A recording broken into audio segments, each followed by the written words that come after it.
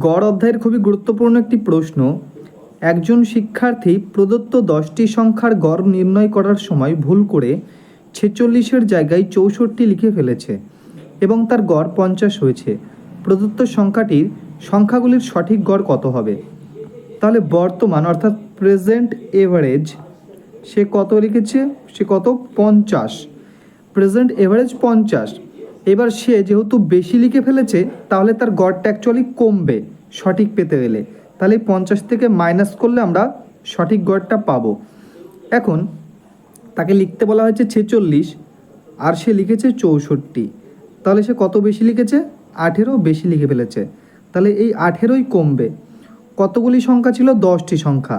তাহলে সবার উপরে যদি 18 কমে তাহলে গড়ে কত করে কমছে? গড়ে 1.8 কমছে, অর্থাৎ সবার ক্ষেত্রে 1.8 করে কমছে। 10টি সংখ্যার থেকে এই 1.8 করে কমাতে গেলে এখন যেহেতু গড় 50 পেয়েছিলাম তাহলে গড়ে 1.8 করে কমবে। তাহলে 50 থেকে 1.8 মাইনাস করলে হয় 48.2, অর্থাৎ এখন বর্তমান বা নতুন গড় হবে 48.2। তাহলে 48.2 হয়ে যাবে এই প্রশ্নের সঠিক উত্তর।